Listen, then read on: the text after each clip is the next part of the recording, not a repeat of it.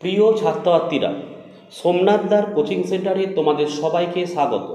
আজকের ভিডিওতে থাকছে class 10 subject Bengali, full marks 40, সময় দেখো 1 ঘন্টা 30 মিনিট।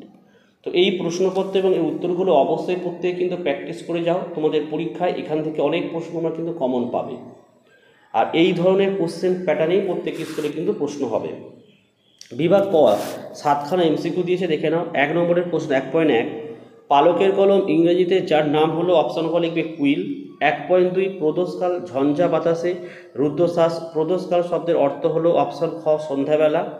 1.3 হচ্ছে দেখো, অনেক ধরে টাইপ রাইটারে লিখে গেছেন, কে গেছেন, অপশান গ অন্নদাশঙ্কর রায়। 1.4, যেখানে ছিল শহর সেখানে ছড়িয়ে রইল, কি ছড়িয়ে রইল, অপশান ঘ লিখবে কাঠকয়লা। 1.5, কলমে কায়স্থ চিনি গোপেতি রাজপুত, এটা হচ্ছে অপশান গ লিখবে, কলমে হচ্ছে করণকারক। 1.6, মা ছেলেকে চাঁদ দেখা নিম্নলিখিত পদটি হলো, অপশান ক লিখবে প্রযোজ্যকর্তা।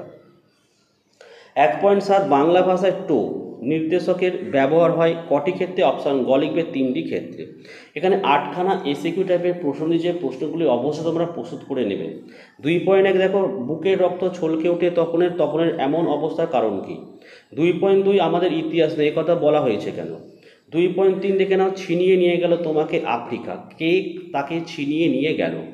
2.4, কলম তাদের কাছে আজ অস্পৃশ্য, কাদের কাছে অস্পৃশ্য।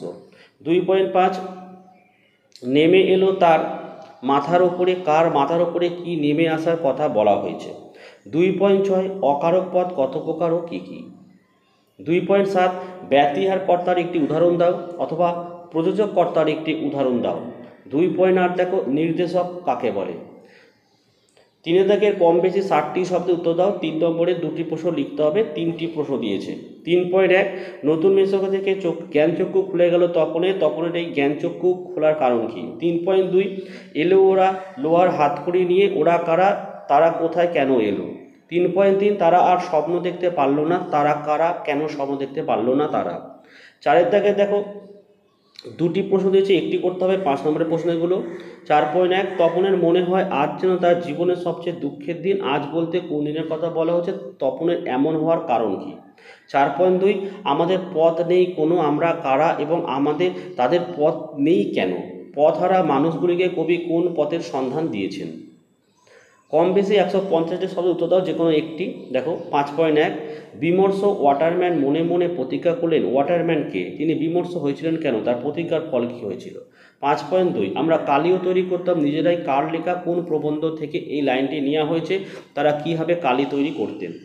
6 দাগে দেখে নাও, 2টির মধ্যে একটি করতে হবে। 6.1 দেখো, খাওয়ার আমার লোভ নেই, ডায়েটিং করি, কে কী ধরনের ডায়েটিং করেন। 6.2, প্রথম দিকে লীলাবতী বিদ্রোহী হয়েছিল, লীলাবতীর পরিচয় দাও, লীলাবতী বিদ্রোহী হয়েছিল কেন, বিদ্রোহের ফলাফল কি হয়েছিল। এবং 7 দাগে দেখো, চলিত গদ্যে বঙ্গানুবাদ করো। তোমাদের যে সহায়িকা বই তোমরা পড়ো, তার পেছনে যে ইয়ারের প্রশ্নগুলো রয়েছে সেইগুলো পড়ে গেলে কিন্তু তোমরা কমন পেয়ে যাবে। তো এই ছিল তোমাদের বাংলা প্রশ্নপত্র। ভিডিও কেমন লাগলো অবশ্যই কমেন্ট করে জানাও।